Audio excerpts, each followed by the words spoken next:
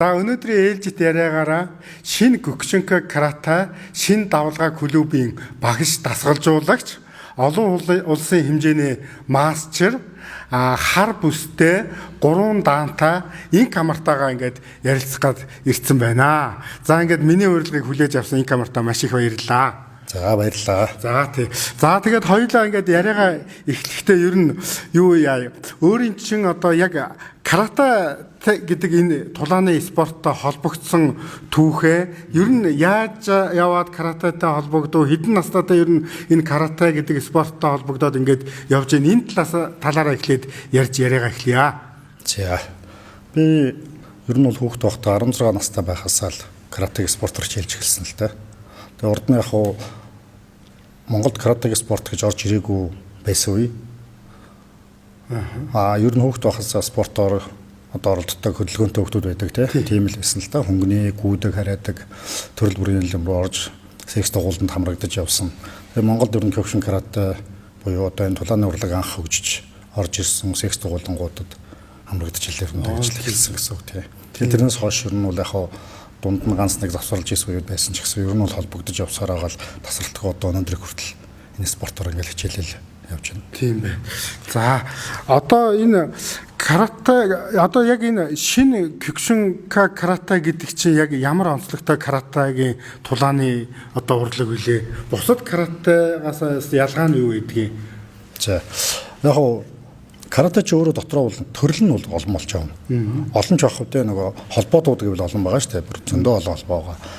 Ерөнхийдөө контактаараа 3 хуваагдчихж байгаа. Ер нь тулааны спорт өөрөө тэгж явна гэсэн үг. Тэгэхээр одоо огт контактгүй төрөл гэж байна тий. Дөнгөж ингээд нэг хүрээхэд хөрөхтүүдийн баг хөрөгч баг амаа бүрж болохгүй тий. За хагас контакттай төрлүүд нь бол хагас цохоод буцаад цогцолтоо татаахчдаг. Бүтэн цохихгүй одоо манад бол нөгөө тайквондо нөхөгчсөн байна шүү дээ тий. Яг тиймэрхүү гэсэн хагас. За бүтэн гэхээр одоо гүйц цохно л гэсэн үг. Хориглох юм бол баг байхгүй. Чи цохилтыг 100% гүйц чи ингээд цохно.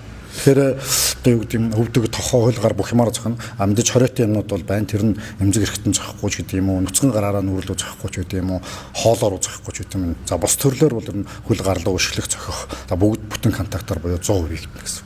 Тэгэхээр энэ нөгөө дотроо одоо хагас бүтэн бол авчиж байгаа хгүй контактаар айлгаар авчиж байгаа. За тэгээд одоо энэ Кёкушинкай каратегийн бас энэ үүслэлийг бас хоёлаа ярих нь бас зөв баг тийм ээ.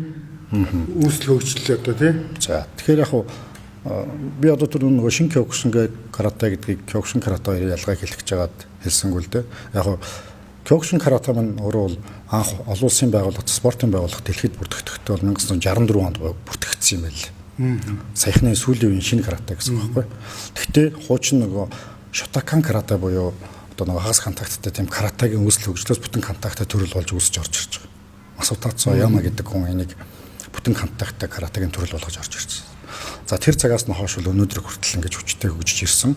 Мэдээж 94 онд Масутацо Яма гэдэг хүнийг нас барснаас хойш одоо нэг шавнар нь өөр өөрсдийн салбар байгуулад одоо холбоодууд байгуулад удирдах явсны дотроос Кенжи Митори гэдэг хүн Шин Кёкушинкай гэдэг холбоог үүсгэж одоо өөрөө толгоож удирдах ингэж явж байна өнөөдөр хүртэл. Тэгээ энэ холбоо нь өөрөө Шин Кёкушинкай гэдэг нэртэй холбоо. Тэгээ яг шин гэдэг үг маань өөрөө монголчуудын шин гэдэгтэй төстэй. Японоор шин гэж хэлдэг. Тэгэхээр шинжлэгдэн өөрчлөлт гэсэн утгатайгаар шинжилж байгаа хэлбэр гэсэн үг л дээ. Ер нь бол тэгэл Шин Кёкушинкай карате. Одоо хоёлаа энэ өөрийн чинь яг энэ каратегийн одоо энэ цол зэргийн тухай бас тодруулж яриа. Өөрөө бол одоо хар бүстэй 3 даантай олон улсын хэмжээний мастер хүн шүү дээ тийм ээ. За тийм энэ яг хар бүстэй 3 даантай гэхээр одоо яг ямар утгуудыг илэрхийлж ингэж яадаг юм бэ? За.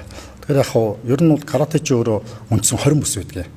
За тэр 20 бүс нь бол эхний 10 бүс нь нөгөө өнгийн бүснүүд явдаг. Баггүй сурагчийн бүс гэсэн үг. Тэгээ сурагчийн тэр өнгийн бүснүүд яг хоо мэдээж эхлээд цагаан бүснээс эхэлж байгаа. За цагаан бүс бол ерөөсөө уцтайгаа цуг ирчих юм л да. Дэн дээр шалгалт өгөх шаардлага байхгүй.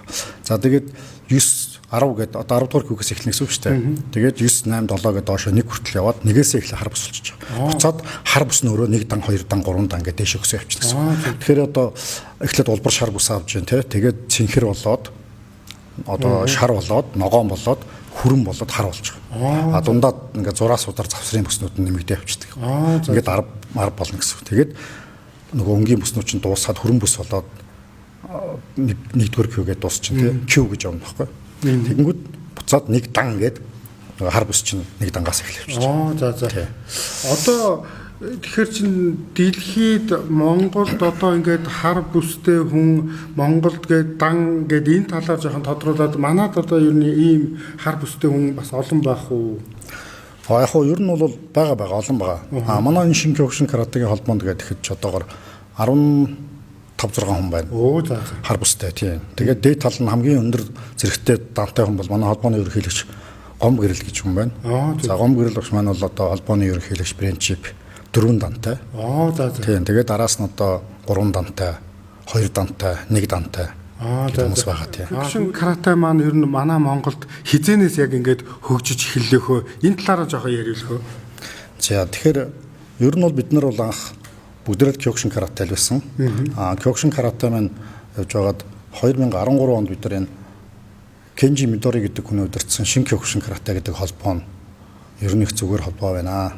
Тэгээд дэлхийд гадаад дотоод ардчлал болоо тэмцээн уралдаан бүх зүйл нь ер нь их айтайхан байна. Тэгээд энэ нөгөө бусад орны буюу нөгөө нэгтгэж байгаа байдал гэдэг чинь бас агай чухал л да.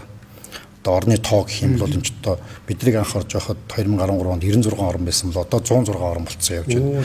Улмалд хилээл томроод. Тэгэхээр энэ мэдээж холбооны удирдлага болоод одоо хөгжил дотоод арчлал гэж яг болд юм байгаа шүү дээ. Тэмцээн уралдаан гэх юм ингээд маш олон ажил байгаа. Тэгэхээр энэ бүгдийг хараад бид нар ер нь бол Кёкушин каратегаар чийлжсэн тамирчид залуучууд багштайгаа нийлээд яриад ер нь энэ Кенжи Мидоригийн шинэ Кёкушин холбоо ер нь хайтайхан холбоо байна. Энэ холбоонд ор нөхцөлд өгөөд ийшээ хэлсүүл яасан юм бэ гэж ярилцаад тэгээд 2013 онд ер нь бол аль биесээр гишүүн болж Монгол улс 96 дахь орн болж орж ирсэн. Одоо тэгээд манай Монголд ер нь яг энэ каратегийн спорт яг энэ шинэ Кёкушин каратегийн хөгжил маань яг одоо хэр төвшөнд бас явж байна. Одоо бол анх эхэлсэн цагаас эхлээд бидэд бол их цөөхөлөө сурагчид одоо тамирчид гэх бол цөөхөлөл байсан л да.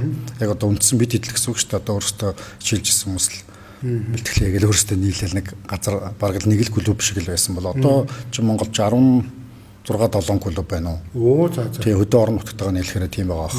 Тэгэл Баяулгийн Арханга Хинтиг гэл энэ тэнд зөндөл байна л да. Тэгээ одоо Улаанбаатарт бол аюу олон клуб. Тэгэл ер нь клубын тоо жилд нэг юм уу зарим жилд 2 энтер нэмэгдэж байна. Багш нар болон залуучууд аюу сайн хөгжиж байна. Ер нь бол хөгжлийн хувьд бол тунд ажгүй байгаа шүү. Айгүй олон тамирчин зурагчтай болж байна тий. За одоо ер нь энэ тулааны спортыг ер нь манай залуучууд ер нь яг мэдээ сонирхдаг л доо. Ер нь энэ сонирхол юу нь ер нь хэр байна одоо ер нь? Тулааны спорт бол нэг хэсэг жоохон уналтанд орсон байж байгаа. Сая 2000 оны ихээр ер нь жоохон тааруу байсан. Жоохон тийм суларцсан байж байгаа. Тэгээ одоо 2000 оны сүүлийн хагас одоо сүүлийн үед гэх юм уу 10-аад оноос хойш гэх юм уу одоо манай сайн тамирчин залуучууд одоо наран тунгалагч гэх юм уу амарснаас амраач гэх юм уу те ингээд зөндөө олон залуучууд одоо карате л байсан шүү дээ бүгдээрээ. Тэгээд ингээд өөр төрлүүдээр зодолдоод энэ тэнд амжилт үзүүлээд яваад ирэнгууд ер нь тулааны спорт сонирхох залуучууд их гэсэн. Зөв. Ер нь одоо тулааны спортоор одоо ингээд залуучууд ингээд хичээлгээд өөрөө эн чинь маш их том хүмүүжил бас ингээд нөгөө хүндэтгэл одоо сая ингээд дивжэндээ гарахтаа хүртэл ингээд ёсолдог гэл ингээд байдаг штэ тийм ээ. Тэгэхээр энэ тулааны спортын энэ хүндэтгэл хүмүүжил энэ тухай жоохон яриулах уу? За тэгэхээр яг би каратегийн спорт гэдэг маань өөрөө Японы яг үндсэн өөрийнх нь үндсэн спорт тийм одоо сумо, карате одоо энэ ер нь бушууд тийм жудо энэ чинь бушидо буюу одоо нэг дайчны замнал гэдэг энэ Японы өөрийнх нь уламжлалт одоо соёл өв уламжлалттай бол бүр тийм салшгүй холбоотой. Тэгэхээр энэ Японы өөрийнх нэг юм нэг спорт ороод дамжуулсан юм сургалтын арга барил буюу юм хүмүүжлийн арга барил бас энэ дотор давхар яваад байгаа. Тэгээ энэ нэг зааландаа ёсолдог, багштаа ёсолдог, өөрөөсөө илүү зэрэг цолтой хүнд ёсолдог, хүндтгэдэг. Энэ дотор чинь бол нэг бүх хүндтгэл нь явж байгаа учраас энэ бэлтгэл эхлэхийн өмнө нүдэн ханаад бяцхан тийм бясалгал хийгээд тэгээд ёслоод эхэлж байгаа. Хүндэтгэлээр эхлээд тэгээд төгсгөлтөө мөн төрүүлдэл бүгд давтагтаад ингээд ёслогоод заландаа багштай хоорондоо ёслоод ингээд дуусдаг. Тэгэхээр энэ нь бол өөрөө хүндэтгэлээрээ эхэлнэ, хүндэтгэлээрээ дуусна. Тэр заал клуб дотор бол хүн хичнээн чөлсөө гаргаж цусаа гаргаж тэн дотроос юу ч болж исэн гэсэн тэр дотор болж байгаа үйл явдал тэндээ л үлддэг. Тэгэхээр тэндээ бол маш хүндэтгэлтэй ханддаг. Энэ нь өөрөө давхар тийм хүмүүжлийн болоод аюу тийм өөрчлөлтөд хөндөгдөл дөө. Одоо ингээд тулааны спорт каратегаар хичээллэхэд ер нь хүүхэд хамгийн бага наснаасаа эхлэн гэхэд ер нь хиттэй хүүхэд ер нь явуул зохимжтой. За нас бол яг нэг 5 юм уу 6 наснаас зүгээр. Зөв. Тэрнээс доош бол бас яг хэцүү л дээ. Ер нь одоо дээшээ насны хязгаар гэж байх уу? Ер нь тэдэн наснаас одоо 40-тэй 50-тай 60-тай хүн хичээлж болох уу? Болно. Дээшээ насны хязгаар гэж байхгүй. Байхгүй юу? Байхгүй. Ерөөсөө л тэр бол хэдэн ч настай байсан болно. Зөв. Тэгээд одоо энэ тулааны спортоор ингээд хичээлнэ гэдэг чинь өөрөө бас их ингээд тухайн хувь хүнд маш их хүмүүжил олгодог шүү дээ, тийм ээ. Заавал одоо ингээд нөгөө нэг тамирчин болох биш. Гоё бие бэлдэртэй зөв бие авч явдаг ийм хүнийг төлөвшүүлэхэд бас их чухал шүү дээ, тийм ээ. Тийм. Яг энэ өөрөө нөгөө хатуу төрлийн спорт манай энэ төрөл чинь бүтэн контакттай ийм хатуу төрлийн спорт бол за хоёр нь багш гэхээсээ илүү спорт нь өөрөө хүнийг хүмүүжүүлээд аваа авчиж байгаа шүү. Би бол бас тэгж анзаараад байгаа. Одоо энэ чинь ингээд хүүхдүүд дээр ингээд харахад бол клуб дотор янз янзын айлын хүүхдүүд ирж байгаа байхгүй. Их сахилахгүй хөдөлгөөнтэй хүүхд ирж хахад томоотой нийгэмшдэггүй хүний бараа хардггүй гэж айлын хүүхд орж ирж байгаа жишээтэй. Янз янзын юм хүүхдүүд орж ирээд бүгд л нэг шугам дээр нь адилхан л болно. Мэдээж тодорхой хугацаа хэрэгтэй. Тэгэхээр тэр нэг хугацааны ард гарахад бол ер нь бүгд л нэг төвшөнд хүрээд ирж байгаа. Тэгэхээр энэ нөгөө нэг миний анзаарж байгаагаар бол багш гэхээс илүүтэй энэ спорт нь өөрөө энэ хатуу спорт нь өөрөө тэр хүмүүсийг хүмүүжүүлээд энэ дэг жайг нь энэ ёслогоо хүндэтгэл нь энэ дээр доороо өөрөөсөө хитэн насаар дүү хүнийхэн доор зогсон шүү дээ. Тэр өөрөө зэрэг цол доошоол бол тэгэхээр манайх нөгөө үндэсний бүхэд нэг аврах цолтой хүн дээр зогсож идэг. Аав нь зан цолтой хүүгийнхаа доор байж идэгтэй адилхан л байхгүй юу. Тэгэхээр эн чинь яг тийм зэрэг цол зинда гэдэг юм. Зиндаач байх тийм энэ бол зэрэг цол тий. Яг үнэ. Энийг л ерөөсөө маш сайн баримталж явдаг. За тэгэхээр мэдээ сэтгэл зүйн хувьд бол маш өндөр бэлтгэлтэй хүн болно л гэсэн үг. Хатуужилтай болно, тууштай болно тий. Спорт нь өөрөө тийм хүмүүжлийг хүнд олгодог гэсэн үг. Каратегаар хичээллий гэж байгаа хүүхэд ч байдаг юм уу? Одоо ингээд жишээ нь одоо би ч байдаг юм уу нэ? Тийм ээ. Ингээд ер нь одоо ингээд ямар хугацааны дараа ингээд би одоо тэр шинээр сурж байгаа хүүхэд одоо ингээд гоё болно гэдэг нь ингээд яг нөгөө спорттоо дурлаа л тий. Ийм болж эхлэх вэ ер нь? За спортоор яг хугацаа орно л доо. Тамирчин болно гэдэг бол харьцан өөр ойлголт. Зүгээр яг нэг өөр одоо эвсэлтэй болно гэдэг юм уу те. Хүн хөдөлгөөний эвсэлтэй болно гэдэг чинь бол тэр бол яалчгүй одоо тухайн багш буюу тамирчин хоёроос шалтгаалдаг байхгүй юу. Тамирчин болно гэдэг бол шал өөр ойлголт. Тийм байх. Тэгэхээр одоо жишээ нь эхлээд бол бид нар энэ дээр бие халгаалалт хийж яхад эхтэй хүмүүсийг дээс тоглуулаад сурахчдаг. Тэгэхээр дээс тоглоод сурнаа гэдэг чинь өөрөө нэг төрлийн хөдөлгөөний эвсэл байхгүй юу. Тэгээд айгүй олон төрлийн юм бий л дээ. Хүүхдүүд хийж чадах юмнууд гэхээр. Тэгэхээр тэн дээр нөгөө одоо жишээ нь ингээд хугацаа асуухаар чинь ингээд зарим хүүхдүүд айгүй тийм хурцтай юм хүлээгээд авчдаг. Би физиологид айгүй сайн хүүхдүүд байдаг байхгүй. Тэд нар бол ингээд маш богинохон хугацаанд юм сураад авчна. Тэгтэл чин жоохон тийм нэг удаан сүлдээ талдаа ч юм уу те юм хүлээж авахтаа удаан тааруу өнтер хүмүүс бас байдаг л да. Тэд нар бол мэдээж цаг хугацаа орно. Харин энэ хоёрын хоорондын ялгагдахгүйгээр яг адилхан болдог нэг юм гэвэл тэр хөдөлгөөний хэвсэл байгаа байхгүй. Тэгэхээр хүн болгон адилхан дэс тоглоно. Хүн болгон адилхан гүүж хараа одоо энэ шок лапанд орох гэдэг юм янз янзын юмнуудыг бүгдээр адилхан хийж байгаа учраас хөдөлгөөний хэвсэлтэй болоо гараад ирж байгаа. Тэгэхээр тодорхой төвшний 3-5 сарын дараа гэхэд бол бид анхан шатны үсгийн шалгалт авна гэдэг нэг тийм тодорхой норматив байдаг байхгүй. Үсгийн шалгалтын норматив тэдэн тоо тасгалыг тэгж хийх ёстой, тэд сунах ёстой, тийм хийх ёстой гэдэг. За энэ төвшөнд очсон байхад бол анхан шатны нөгөө эвслээ суугаад авчна гэсэн үг. Тэгэхээр нөгөө хөдөлгөөний эвсэлтэй болоод явж байгаа хүмүүс заавал тамирчин болохгүй ч гэсэн амьдрал дээр гараад явхад л одоо алхаж явж байгаа бүдрээд өмч хаталт гимтчихгүй байх жишээ байхгүй юу? Одоо зөв унна шүү дээ тийм. Тий, одоо тэгэхээр энэ хөдөлгөөний эвсэл гэдэг юм маань юм дээр хэрэг болно гэсэн. Тэгэхээр заавал чи муу байлаа гэж чи тамирчин болсонгүй гэхтэй гол нь ш. Эндээс ч бас маш их юм сураад гардаг. Хүн тодорхой хэмжээний өөрчлөлтөд гаргаж байгаа. Дараагийнхаа юмд бол энэ юм чинь алцахгүй арай нэг өөр эвсэлтэй болсон юм чи өөр байхгүй. Хүүхдүүд ингээд шинээр ингээд тулааны спортоор каратегаар хичээллэж эхэллээ гэж бодъё тийм ээ. Тэгэхэд одоо ер нь 7 хоногтод хэдэн удаа явна ч гэдэг юм уу мэдээж хүүхдүүд чинь хичээлийн хажуугаар явна шүү дээ тийм ээ. Тэгэхээр нэг ачааллыг яаж тааруулах вэ? За ер нь бэлтгэлийн цаг бол нэг цаг 30 минутаас 2 цагийн хооронд байдаг. Зөв. Тэгээд 7 хоногт нэг өнжөөд нэг явна гэхээр 3 өдөр болчихж байгаа. Хүүхдүүдийн юм анхлан сурагч нарт бол хангалттай цаг. Энд ч бас хөрх ачаал аавна шүү дээ. Ядарна эн чинь булчингийн ачаал аавна, тесрэлтийн ачаал аавна, янз янзын тасгалууд хөдөлгөөнүүд хийн. Нөгөө одоо сургууль 10 жилийн сургууль нэг хичээлийн хөтөлбөр програм байдагтай адилхан бас нэг юм тодорхой хөтөлбөрийн дагуу явдаг байхгүй. Анхлан сурагч нарт юу байх хэвээр. Зүгээр яг мэрэгжлийн тамирчин болцсон залуучууд хүүхдүүд бол өдөр болгон яваад тэмцээн оролдоонтой үедээ яах юм, эсвэл бүсний шалгалттай үедээ яаж бэлтгэлээ хийх ингээд энд нь бол тусдаа програм цаг нэмэлтээр яваад гэж байна. Одоо нөгөө 5 6 настай хүүхдийн бэлтгэл хийх цаг, эсвэл 10 эдтэй хүүхдийн бэлтгэл хийх цаг, тэгээд тэр өнжилт нь өөр байх уу, ижил байх уу ер нь? Ер нь ижилхэн. Зөвхөн нөгөө тамирчин мөн үү биш үү гэдэг дээр л ерөөсөө. Одоо жишээ нь бага насны тамирчин байж болно шүү дээ. Тийм 6-та 7-та манайх тэмцээнд орж эхэлдэг байхгүй юу? Тэгэхээр 6 настай 7 настай ингээд байнга тэмцээнд тогтмол ордог. Ер нь бол нэг дээшээгээ тулдчихдаг энэ төр бүр тамирчин болсон хүмүүс байж байгаа. Тэд нар чинь бол нөгөө тамирчны нөгөө одоо юу гэдэг форм орчдөг нөгөө бүр ингээд тийм тамирчин шинжтэй болчихж шүү дээ. Тэгтэл чинь шинэ орж ирсэн хүмүүстэй адилхан ачаал авах. Тэр чинь шал өөр илүү ачаалтай тамирчин болчихж байгаа байхгүй юу. Тэгэхээр нас бол хамаагүй болчихж байгаа. Чи яг тамирчин болж гэнэ гэдэг төвшин чинь өөр бол авчиж байгаа. Ачаал дах чадвар намайг илүү болно гэсэн. Зөв. Одоо жишээ нь ингээд клубт ингээ хүүхд шинээр ороод ялаа гэхэд мэдээж клубт ингээд сургалтаар явах чинь тодорхой төлбөр юу орно шүү дээ тийм ээ. Ер нь одоо сарын төлбөр нь ямар үнэ байх вэ? Үнэтэй байх уу? За манай одоо энэ яг хоо энийг бол клубын багш нар өөрсдөө тодорхойлчихж байгаа. Миний хувьд бол шинэ давлгаа клубын төлбөр бол 150 мянга. Зөв. Тийм нэг сарын төлбөр. Нэг сарын төлбөр. Зөв. Тэгвэл ингээд 150-ыг сард ягаад тэгээд 7 хоногтоо нэг 3-аас 4 удаач гэдэг юм, 2-оос 3 удаач гэдэг юм ингээд бэлтгэлээ хийгээд нэг цаг 30 минутаас нэг 2 цагийн давтамжтай бэлтгэлдээ яваад ахт болох нь тийм болно. Яг тухайн одоо ингээд хэвийн байгаа үед бол ер нь бол сар болгоно л янз бүрийн тэмцээн оролдоо юм болдог л доо. Одоо жишээ нь ингэн гэсэн үг байхгүй. Одоо 7 хоногт 3 удаа бэлтгэл хийдэг байлаа гэж бодоход бүсийн шалгалт болох гээд шалгалтанд бэлдэж байгаа хүүхд бол өдөр болгон байсан ч болно.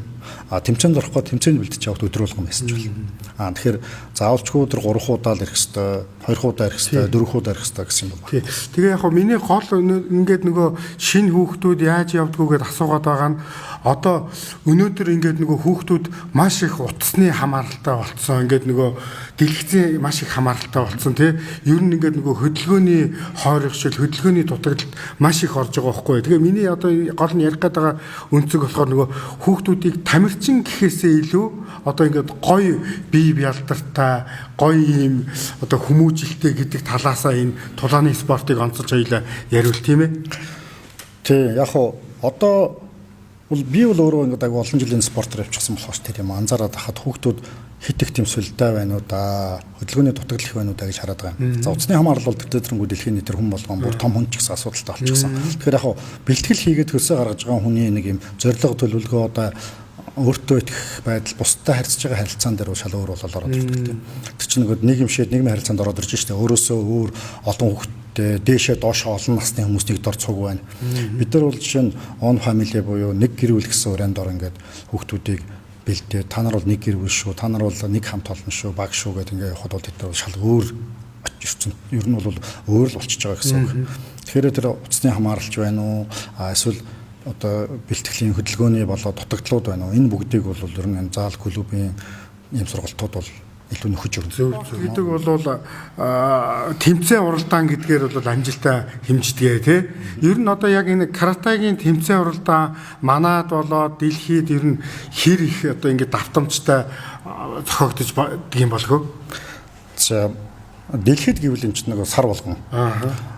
Зарим сард бол давхцаал болж байгаа гэсэн орон болон улс болгон тэмцээн оролдон хийж байгаа. Зүгээр твийн тэмцээн юм уу, дэлхийн аваргын тэмцээн юм уу гэдгээс хамаарат бол Азад бол Азийн аваргын тэмцээн, твийн тэмцээнд бол 2 жилд нэг удаа, дэлхийн аваргын тэмцээнд 4 жилд нэг удаа болоод явна.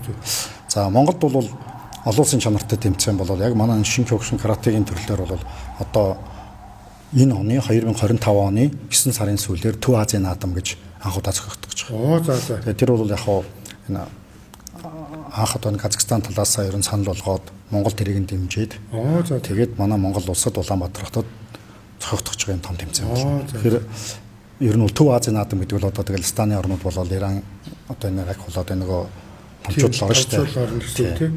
Урагшаага зүгийнх нь нөгөө Зүүн Азийнхан бол ер нь орохгүй байх. Гэхдээ мэдээж урилгаар ер нь яах юм бол даа мэдгүй байна. Тэр бол Монголд их том тэмцээн болно. Зөв. Ер нь бол яг нөгөө яг Монголдо нөгөө орон нутгийн шинжтэй тэмцээнүүд бол ер нь сар болгон болох уу? Болно. Ер нь бол одоо жишээ нь сүүлийн 3-4 жил бол ер нь сар болгон тэмцээн болдог болчихлоо. За. Клубүүд тэмцээн зохиож, орон нутагт тэмцээн зохиож, зүүн бүс, баруун бүс гэдэг одоо бид нар сая энэ 6 сарын 27, 28, 29-нд баруун бүсийн тэмцээн Өвөрхангай аймагт хийчихэд тэндээ тэмцээн оролдсон, бүсийн шалгалт, зэргийн шалгалт гэдэг тэнд үйл ажиллагаа зуны цугларалт гэж хийгдээд сая ирсэн тий. Тэгэл одоо ер нь сар болгон. За. Тэгээ гадаадд болон Монголд бол маш олон тэмцээн оролдоонууд болж байна. Сар болгон л тэмцээн оролдоонтой байна. Зөв.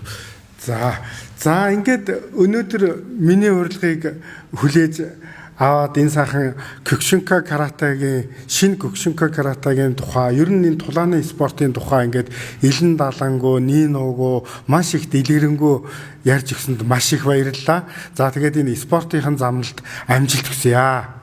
За баярлалаа. Тэгээд та бүхний амжилт, ажилд бас амжилт хүсье. За болон манай Монголд энэ тулааны спортоор хичээлдэг тамирчид, хүүхдүүд, сурагчид бүгдээрэнд нь сайхан надаарай гэж хүсье. За баярлалаа. За